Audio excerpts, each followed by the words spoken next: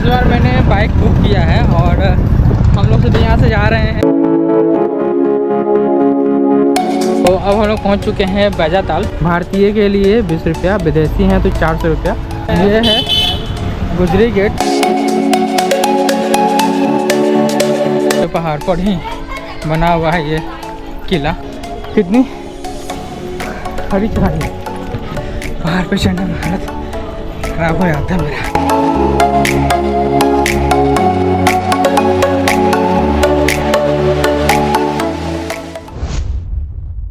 Hello friends, मैं हूँ वेक और स्वागत है आप सभी का हमारे ब्लॉग चैनल घुमक्कर में। सो गाइज, मैं हूँ अभी ग्वालियर फोर्ट पे और यहाँ पे कैसे आना है, किस तरह से आना है, इसकी जानकारी आपको वीडियो के आगे मिलेगी। ग्वालियर पहुंचने के लिए सभी तरह के ट्रांसपोर्टेशन अवेलेबल हैं। ग्वालियर में देश के सभी हिस्सों से ट्रेन आती हैं। आसपास के शहरों से आप बाई बस भी यहाँ पहुंच सकते हैं और यहाँ एयरपोर्ट भी है, लेकिन अभी कुछ शहरों से ही फ्लाइट्स आती हैं और मैं यहाँ बाई ट्रेन आया हूँ। सो गाइज, फाइनली हम लोग ग्वालियर पहुँच चुके हैं और अब यहाँ से जाने वाले हैं सबसे पहले होटल की खोज में। और बहुत सारे होटल्स भी हैं। फिलहाल मेरा ये भाई भी यहाँ पे रहता है तो पहले मैं उससे मिलूँगा। भाई साहब, ये है स्टेशन से बाहर का नज़ारा। अब स्टेशन से 1 नंबर से निकलते हैं बाहर, ताकि बड़ा सा मॉल दिखता है। तो फर्स्ट टाइम हम ग्वालियर में हैं, देखते हैं यहाँ पे किस तरह का एक्सपीरियंस होता है हमारा। पहले मैं पहुँच चुका हूँ अपने भाई के फ्लैट पे ग्वालियर में, और ये थोड़ा सा एयरपोर्ट के साइड में है। कल अर्ली मॉर्निंग हम लोग निकलेंगे टूर के लिए। पहला दिन हमारा इन टाउन टूर होने वाला है, मतलब शहर के अंदर ही जितने भी टूरिस्ट प्लेस है उसे हम लोग कवर करेंगे। अभी मैं इस फ्लैट से बाहर निकल चुका हूँ और इस वक्त मैं हूँ दीनदयाल नगर के पास, जो कि बिल्कुल एयरपोर्ट के पास में है।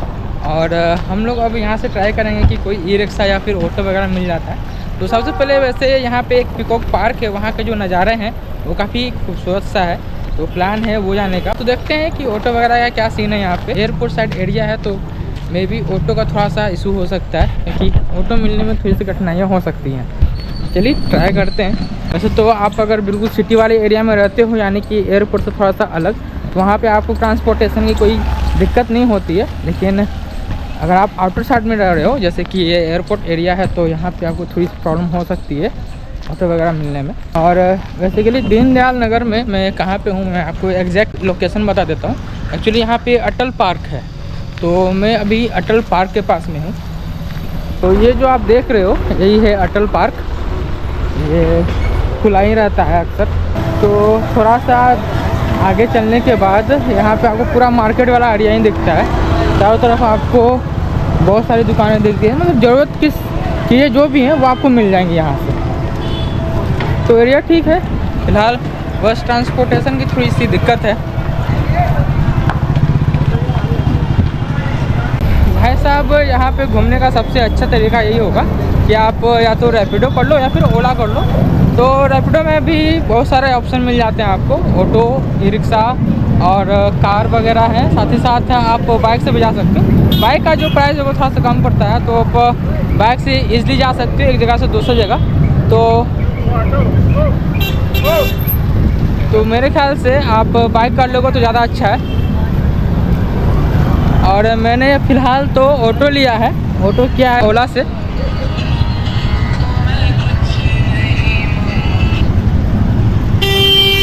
हेलो, इसलिए आप ई रिक्शा या फिर ऑटो, या फिर अगर बहुत ज़्यादा सुविधा अगर आप चाह रहे हो और कम बजट में घूमना चाह रहे हो, तो आप बाइक ले सकते हो रैपिडो या फिर ओला से करके। तो फिलहाल मैंने तो ऑटो बुक किया है और अभी हम लोग जा रहे हैं पीकॉक पार्क, जो कि शिवाजी मार्ग में है। एक्चुअली मुझे कुछ ऐसा आइडिया नहीं है कि पीकॉक पार्क में क्या देखने को मिलेगा। वहाँ जाने के बाद ही पता चलेगा कि किस तरह का वहाँ का लोकेलिटी है और क्या देखने को मिलती है।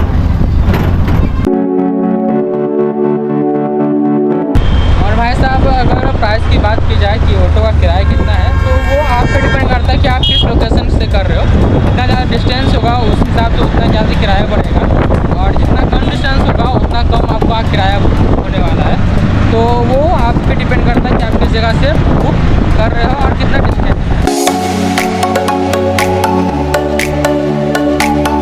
और ग्वालियर में हमारा पहला स्पॉट यही होने वाला है पीकॉक पार्क, क्योंकि मैंने सोचा था सबसे पहला जो ग्वालियर फोर्ट घूमने में कम से कम 3 से 4 घंटे लग जाएंगे। अगर आप अच्छे से घूमना चाहो तो मैं भी और ज़्यादा समय लग जाएंगे। तो इसके लिए मैंने अगले से टाइम सोच कर रखा है कि उस टाइम में जाऊँगा और उतना टाइम में उसे मैं कवर कर लूँगा। फिलहाल छोटे मोटे जगहों को मैं कुछ समय में कवर करने का सोच रहा हूँ। यहाँ पहुँच तो गए हैं, लेकिन ये जो है पीकॉक पार्क मिलिट्री एरिया के अंदर आता है और मिलिट्री एरिया के अंदर जाना फ़िलहाल तो मना है, जो कि मिलिट्री हॉस्पिटल के पास में है। और ये जो एरिया है ये मुरार पड़ता है। यहाँ पे आप देख सकते हो छावनी बोर्ड चिकित्सालय।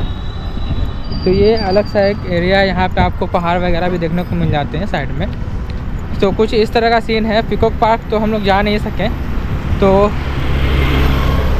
फ़िलहाल चलते हैं अब दूसरी डेस्टिनेशन पे, क्योंकि पीकॉक पार्क में जाने के लिए अलाउ नहीं किया जा रहा है, क्योंकि मिलिट्री का जो वो बेस बना हुआ है वहाँ पे। सबसे मेन पार्ट है घूमना। जब तक आप घूमोगे नहीं तब तक आपको पता नहीं चलेगा कि किस जगह क्या है और क्या नहीं है, किस तरह से ट्रैवलिंग करना है। तो भाई साहब घूमो, तो घूमना सबसे मेन पार्ट है। अगर आप ट्रैवलिंग करने के लिए निकले हो तो अगर कोई जगह आपको पता भी ना हो फिर भी आप वहाँ पे जाओ, वहाँ पे देखो कि क्या है क्या नहीं है, किस तरह का लोकेलिटी है। तो जाने से ही पता चलेगा और आपको एक्सपीरियंस भी मिलता रहेगा। तो फिलहाल यहाँ पे हम लोग जा नहीं सके पीकॉक पार्क, तो अब हम लोग यहाँ से जा रहे हैं। मैंने फिर से ओला किया है, इस बार मैंने बाइक किया है बुक। तो अब यहाँ से मैं जा रहा हूँ जय विलास पैलेस। तो वहाँ का भी मेरे को पता नहीं है कि क्या सीन होने वाला है, तो वहाँ पे भी मैं जाऊँगा। वहाँ पे टिकट प्राइस क्या है और आपको दिखाता हूँ कि वहाँ का क्या सीन है और क्या कुछ मिलता है देखने को। तो इस बार मैंने बाइक बुक किया है और हम लोग सीधे यहाँ से जा रहे हैं जय विलास पैलेस।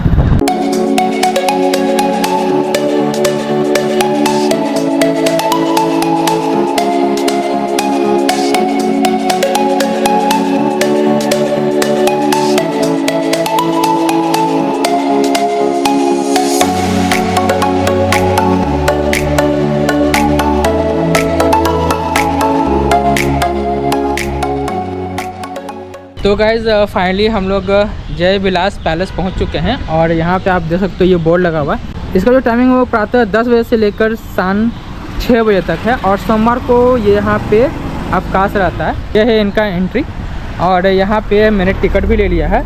इंडियंस के लिए 300 और फॉरेनर्स के लिए 850 रुपीज़। और अगर आप अपने साथ कैमरा ला रहे हैं या फिर किसी भी तरह का कुछ मिररलेस कैमरा, गोप्रो या फिर DSLR कुछ भी ला रहे हैं तो वो आपको लॉकर में जमा करना होता है, वो आप अपने साथ अंदर नहीं ले जा सकते हैं। यहाँ पे कुछ म्यूज़ियम के गाइडलाइंस दिए हुए हैं, आप इसे पॉज करके पढ़ सकते हो। अपने गाड़ी से आ रहे हो या फिर रेंट करके आ रहे हो गाड़ी, तो यहाँ पे पार्किंग एरिया है, यहाँ पे आप गाड़ी पार्क कर सकते हो। तो कुछ इस तरह का यहाँ पे सीन है। और लॉकर आपको जितने भी गैजेट्स वगैरह हैं जो भी आपको उन्हें लॉकर में जमा करना होता है। लॉकर बिल्कुल यहाँ पे फ्री है। अभी अंदर चलेंगे हम लोग, देखेंगे कहाँ पे लॉकर मिलता है। फिलहाल आप अपने साथ मोबाइल ले जा सकते हो, मोबाइल से फ़ोटोग्राफी करना मना नहीं है, आप इजीली कर सकते हो। अंदर में आपको पार्किंग का भी यहाँ पे लिस्ट दिख जाता है कि अगर आप किसी भी वाहन से आ रहे हो तो उसका प्राइस लिस्ट क्या है। अगल बगल बिल्कुल भी मतलब गार्डन वगैरह देखने को मिल जाता है। सामने एक बड़ा सा पैलेस देखने को मिलता है जो काफ़ी खूबसूरत सा है। अब अंदर जाने के बाद पता चलेगा कि अंदर में क्या क्या चीज़ें हैं। गजब का मेंशन है यार, देख रहे हो पैलेस कितना बड़ा है।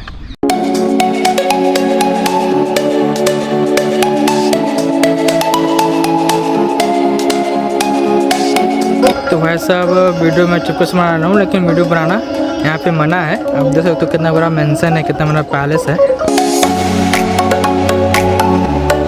ये है म्यूजियम अंदर जाने का। ये महल सिंधिया राज परिवार का वर्तमान निवास स्थल है और साथ ही साथ एक भव्य संग्रहालय भी है। इस महल के 35 कमरों को संग्रहालय बना दिया गया है। इस महल के ज़्यादातर हिस्सों को आप इटालियन शैली में देख सकते हैं। फिलहाल इसमें अभी वीडियोग्राफी करना मना है, इसलिए मैं इस महल के अंदर के भागों को आपको फ़ोटो के माध्यम से दिखा रहा हूँ। इस महल में आपको बहुत सारी चीज़ें देखने को मिलती हैं, जैसे सिंधिया परिवार का drawing room furniture, Madhavrao Scindia का कक्ष, डाइनिंग हॉल में चांदी की ट्रे और बहुत सारी चीज़ें आपको इस संग्रहालय के अंदर देखने को मिलता है।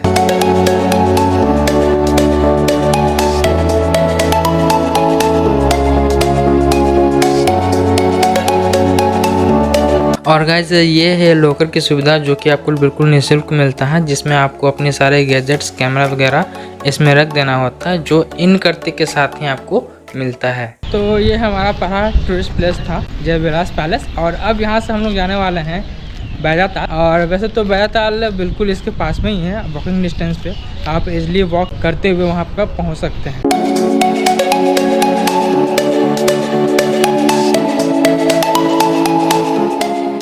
तो भाई साहब घूमते फिरते मैं आ चुका हूँ मेन रोड पे, और बैजाताल तो बस नॉर्मल सा एक जगह है, लेकिन वहाँ पे एक तालाब है जहाँ पे आप थोड़ा देर बैठ सकते हो इवनिंग टाइम में भी। प्यास वगैरह लग गए तो भाई आप यहाँ पे नींबू पानी पी सकते हो, मसाले वाले नींबू पानी पिलाते हैं यहाँ पे। सामने जो आपको दिख रहा है यही है बैजाताल, और जस्ट इसके पीछे है मोती महल। अब जितने भी सिटी के अंदर टूरिस्ट अट्रैक्शन है वो आपको आसपास में ही मिलेंगे। बैजाताल, जय विलास पैलेस, ग्वालियर जू और मोती महल, मतलब ये सारे जितने भी टूरिस्ट प्लेस है सब आसपास में ही हैं।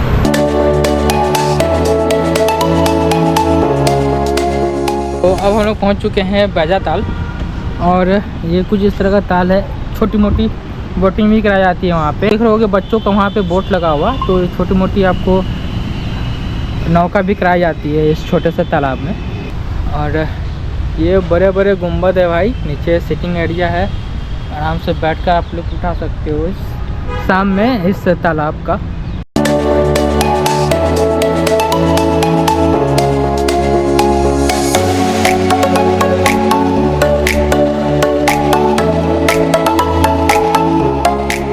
जस्ट इसके अपोजिट साइड में आपको मिलता है ये मोती महल। मोती महल का यहाँ पे बोर्ड लगा हुआ है, और चलिए अंदर देखते हैं कि क्या प्राइस है। तो सामने ही आपको प्राइस जो है वो दिख जाता है। भारतीय के लिए 20 रुपया, विदेशी हैं तो 400 रुपया, और फोटोग्राफी और वीडियोग्राफी के लिए आप लोगों को 250 रुपया पे करना पड़ता है।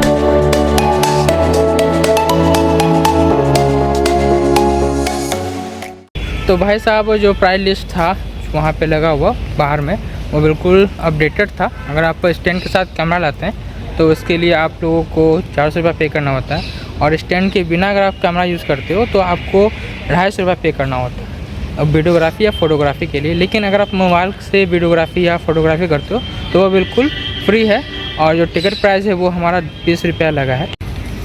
तो ये है मोती महल। तो अभी चलते हैं, देखते हैं अंदर क्या चीज़ें हैं।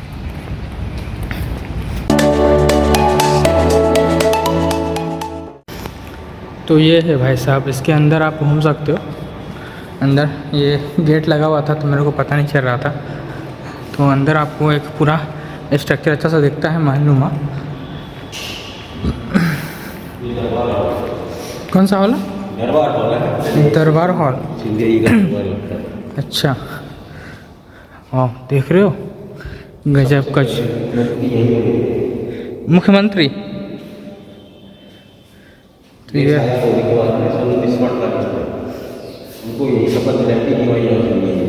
अच्छा, तो मतलब सिंधिया जी का दरबार यहीं पे लगता था। ये सारे गेट वगैरह बंद है, ताला लगा हुआ है उसमें। नीचे बीच में एक बड़ा सा मेज है, उसके ऊपर एक बड़ा सा झालर। तो आपको ये सारी चीज़ें अंदर देखने को मिलती हैं, और अंदर भी है ये वेटिंग रूम है। वेटिंग रूम जिसे बोलते हैं। बेसिकली आप अगर देखना चाह रहे हो अलग से तो आप आ सकते हो। वैसे तो बहुत कम टूरिस्ट मेरे ख्याल से आते हैं ये देखने के लिए। इस तरह का हुआ करता था, आप ये देख सकते हो। अंदर दरबार लगता था और ये वेटिंग रूम हुआ करता था पहले। तो भाई साहब ये सारी चीज़ें हैं यहाँ पे मोती महल में। और अब हम लोग यहाँ से जाने वाले हैं ग्वालियर फोर्ट। तो फाइनली अब हम लोग जा रहे हैं ग्वालियर फोर्ट की ओर। तो लगभग छोटी मोटी जो भी टूरिस्ट प्लेस थे, अट्रैक्शन थे, वो सारा घूम चुके हैं। और अब मेन जो ग्वालियर जाना जाता है जिस चीज़ के लिए, उस जगह हम लोग जा रहे हैं। अभी हम लोग हैं ग्वालियर स्टेशन के पास, और यहाँ से हमने ई रिक्शा बुक किया है। और ई रिक्शा पर व्यक्ति 30 रुपये के हिसाब से आपको ले आता है जंक्शन से। अगर आप बैठते हैं डीवी मॉल से तो आपको 30 रुपये में किला के पास पहुँचा जाता है, जहाँ से सीधे आप किले के अंदर प्रवेश कर सकते हैं।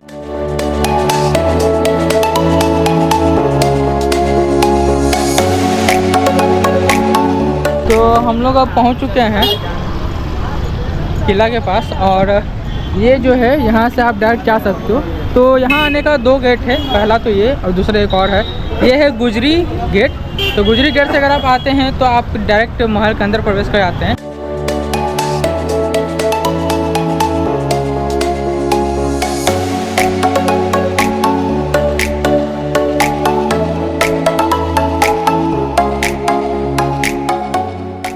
टिकट के लिए आपको और आगे जाना पड़ेगा भाई साहब, चलना बहुत ज़्यादा पड़ेगा यहाँ पे, क्योंकि ये पूरे पहाड़ पर ही बना हुआ है ये किला।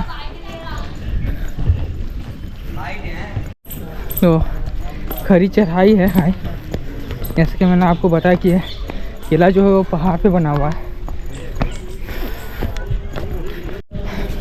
देख सकते हो कितनी खरी चढ़ाई है। अक्सर पहाड़ पे चढ़ने में हालत ख़राब हो जाता है मेरा।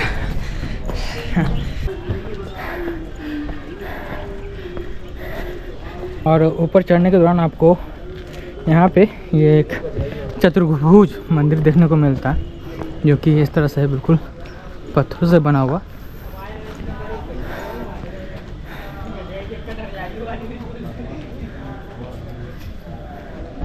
और अभी हम लोग को और ऊपर जाना है।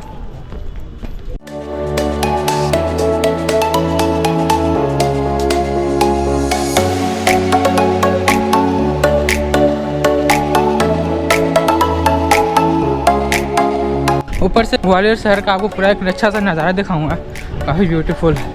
इतना ऊपर चढ़ने के बाद आपको ये मेन एंट्रेंस मिलेगा, जो कुछ इस तरह का है, और सामने ही आपको मिलेगा टिकट काउंटर।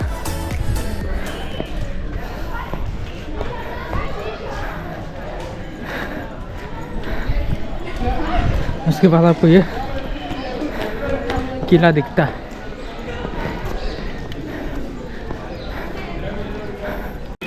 यहाँ पे 2 अलग अलग जगहों के टिकट आपको मिलता है। सबसे पहला तो ये अंदर का जो टिकट है, यहाँ पे जो आप देख रहे टिकट दर, अंदर आप जाओगे तो अंदर में ग्वालियर किला है। तो यहाँ पे आप देख सकते हो टिकट का क्या प्राइस है, जो इस तरह का है। चलिए, और खुलने का जो समय है वो 9 बजे से लेकर के 5 बजे तक ही है। अंदर में आपको कौन कौन सा किला देखने को मिलेगा वो मैं आपको बता देता हूँ। अंदर आपको कर्ण महल, विक्रम महल, जहांगीर महल, शाहजहां महल, भीम सिंह राणा की छतरी, जौहर कुंड और ठोंडापुर गेट, तो ये सारे जगह आपको अंदर के लिए अलग से टिकट लेना होता है, जो इस तरफ है। और यहाँ पे आप देखते हो अगर इस तरफ है मानसिंह पैलेस, तो मानसिंह पैलेस के लिए और सास बहू टेम्पल के लिए और तेली मंदिर के लिए आपको अलग से यहाँ से टिकट लेना होता है। अगर आप सास बहू टेम्पल अगर जाना चाह रहे हो तो सास बहू टेम्पल यहाँ से लगभग 1.5 किलोमीटर आगे है। अगर आप आगे और भी अगर चले जाओगे तो वहाँ पे आपको टिकट मांगेंगे, तो अगर आप यहाँ से नहीं टिकट कटवाए हो तो वापस से यहाँ आना पड़ेगा। तो यहाँ पे आपको किस किस जगह के लिए टिकट कटवाना होता है वो मैं आपको बता देता हूँ। तो यहाँ पे साफ साफ लिखा हुआ है मानसिंह पैलेस, जो कि बिल्कुल जस्ट सामने है, और एक नीचे है सास बहू मंदिर और तेली मंदिर। तो ये 3 जगहों के लिए आपको यहाँ से टिकट कटवाना होता है। अदरवाइज़ अगर आप टिकट नहीं कटवाते हो तो आपको वापस से फिर इसी जगह आना पड़ता है। वीडियोग्राफी और फोटोग्राफी के लिए आपको अलग से ही टिकट लेना पड़ेगा।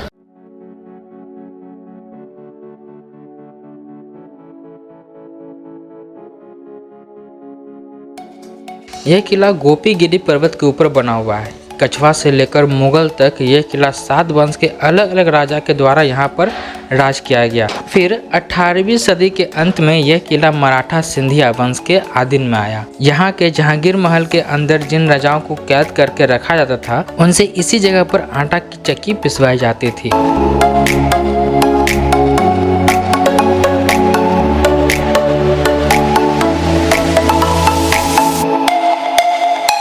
और इल्तुतमिश के युद्ध के बाद में सभी रानियों और दासियों ने इसी कुंड में जौहर किया था। यहाँ के विक्रम महल के अंदर आपको उसी जमाने का शाही स्नान खाना भी देखने को मिलता है। तो बहुत सारे इसमें यहाँ पे आपको नीचे भी इस तरह खाने टाइप में मिलते हैं। महल का इतना बड़ा भाग है कि अगर आप घूमोगे तो भी आपको पता लग पाएगा। तो यहाँ से पूरा एक को व्यू दिखता है ग्वालियर सिटी का।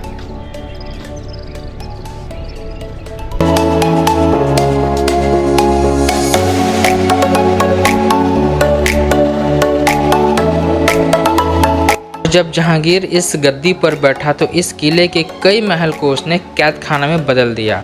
अलग अलग आपको यहाँ पे महल दिखता है, जैसे कि अभी ये जो महल आपको दिख रहा है ये कर्ण महल है, और सामने जो आप देख रहे हैं ये है जौहर कुंड।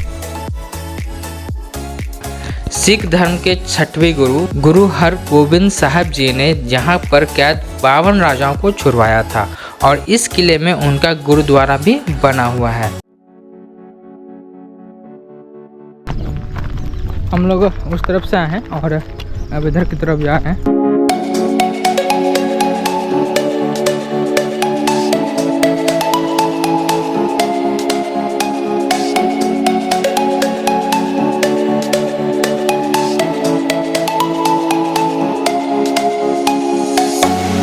अभी तो हम लोग 20% भी नहीं घूमे अभी, और बहुत बड़ा है ये पैलेस। अभी एक जगह से निकल कर के अब हम लोग जा रहे हैं दूसरी तरफ जो सामने की ओर है। तो फिलहाल अभी हम लोग कुछ किला ही घूमे हैं, और ये बहुत सारा जो जगह है वो घूमने बाकी रह गए हैं। अभी हमें मानसिंह महल, सास बहू टेम्पल और साथ ही साथ तेली मंदिर, तो ये सारे जगह जो है वो हम लोग नेक्स्ट डे कवर करेंगे। तो आज के लिए इतना सारी जगह कवर कर चुके हैं। इसके अलावा एक और जगह बचता है, वो है गुरुद्वारा, जो कि ऊपर पहाड़ों पर ही बना हुआ। अंदर में गुरुद्वारा के अंदर आपको मोबाइल और कैमरा ये सब अलाउ नहीं है। अगर मोबाइल ले जा रहे हो तो आप साइलेंट कर लो, कैमरा ले जा रहे हो तो उसे आप रख लो बैग में।